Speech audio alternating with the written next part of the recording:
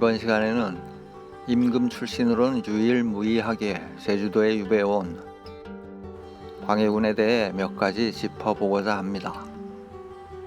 그럼 바로 출발합니다. 광해군이 제주도에 다다른 때는 1637년 6월 초 6일 음력이죠. 그러니까 약 386년 전의 일이군요. 그전에는 강화도 그리고 그 곁 서쪽의 섬인 교동도에서 유배 생활을 하기도 했습니다. 반정으로 왕위에 오른 인조는 이괄이난, 정묘호란, 그리고 병자호란까지 겪으면서 계속 광해군을 신경 썼던 것 같습니다. 명과 청이 교체되는 시기에 두 임금이 실리와 명분으로 대비되는 외교책이 현대에도 그리고 현재에도 관심을 갖게 만드는 것도 같고요. 제주도에 닿기 2달쯤 전에 인조는 이렇게 말했습니다. 나라가 10년 사이에 3차례의 변란을 겪었으니 광해 자신을 위해서도 제주로 옮기는 것이 편안할 것 같다. 뭔가 미안해하는 느낌도 들고 멋쩍어하는 듯도 하고, 이 자리에 앉기 전에는 잘할 수 있을 것 같았는데 그게 쉽지 않네 라는 것도 같고 그렇네요. 이제 큰 이야기는 접고 제주도에서의 이야기로 돌아가죠. 광해군이 도착한 곳은 오늘날 구좌읍 행원리의 어등계 곧 어등포라는 포구입니다. 옛 지도로 보죠. 고지도는 대부분 남과 북을 뒤집어 그렸으니 앞서와 180도 반대입니다. 여기쯤입니다. 한자는 어등포라고 써 있습니다. 제주성은 여기쯤이고요. 이것이 꽤 궁금하더군요. 왜 제주성에서 직선거리로만 해도 27km나 되는 먼 곳에 배를 댔을까요? 막바로 여기 건의포나 화북의 별도포 혹은 조천의 관포로도 갈 수 있었을 텐데 말이죠. 광해군이 제주 유배에 관해서는 팩트, 그러니까 누구나 고개를 끄덕일 만한 사료, 즉 기록된 근거가 별로 없더군요. 하지만 이 어등계를 통해 제주에 들어온 것은 사실입니다. 제주 목사를 지낸 이영상의 남한박물에 기록되어 있거든요. 이 책에 들어있는 광해군의 이야기는 중간중간에 풀겠습니다. 아무튼 여기에 더해 배의 주변을 모두 천으로 둘러서 행선지를 모르게 했다. 도착해서야 이곳이 제주도라고 말하자 하염없이 울었다. 데리러 온 관리가 뭐라고 한 소리 했다. 는 이야기도 있는데 문제는 팩트라고 인정할 만한 사료, 즉 레퍼런스 자체가 없는 듯하니 그저 믿거나 말거나죠 하는 구전에 따른 야담이라고 여기는 게 좋겠습니다. 그런데 다만 앞서 행원리 어등계로 들어왔다는 것과 결부시켜보면 되도록 조용히 비밀스럽게 움직이고자 했다는 느낌이 오죠. 그것이 광해군 보호 차원보다는 민심 동요나 재반정을 일으킬 일말의 빌미도 주지 않으려는 의도에 따른 게 아닐까 생각해봤습니다. 다시 남한박물의 기록에 따르면 행원리에 당도한 일행은 예서 하룻밤 자고 이튿날에 제주성으로 가 당도했습니다.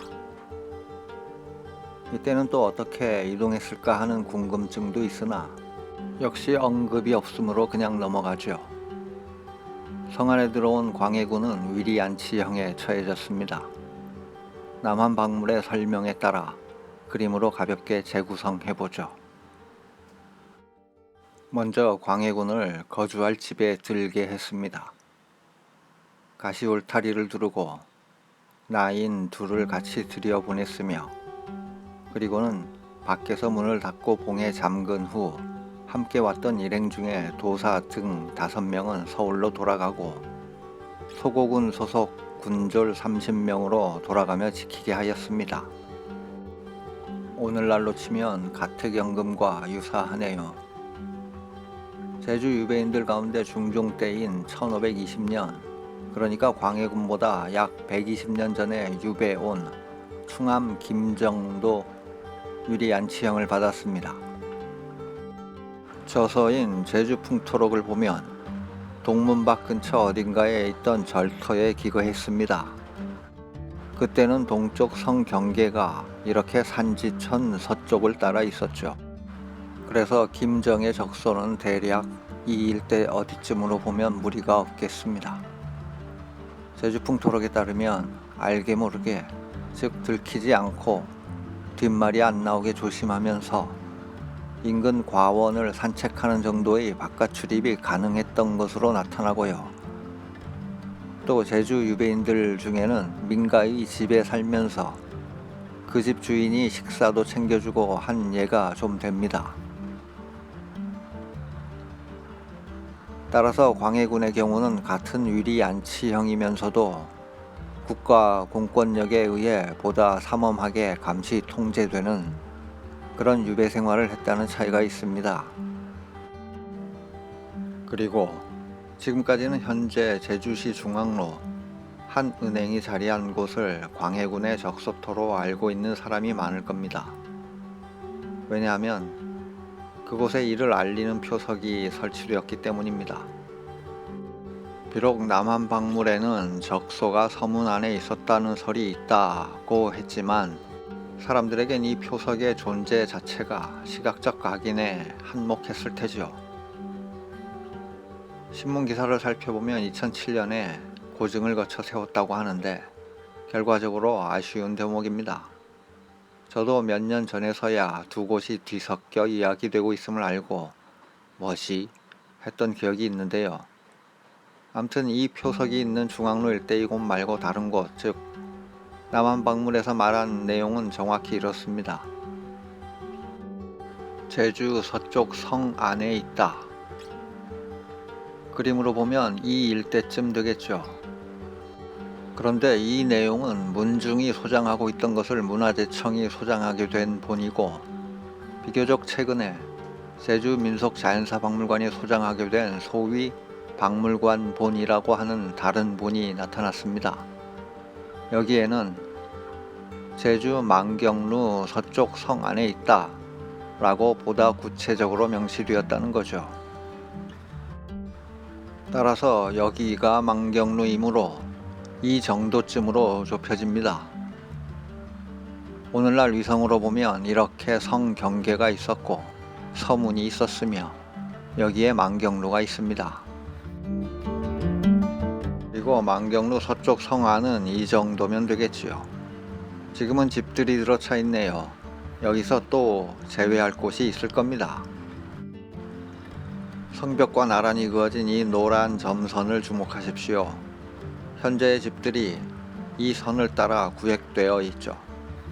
집들이 들어서기 전 제주성이 성으로 구실을 할 적에는 이 선 안쪽은 비워두었을 겁니다. 군인들이 다녀야 할 테니까요.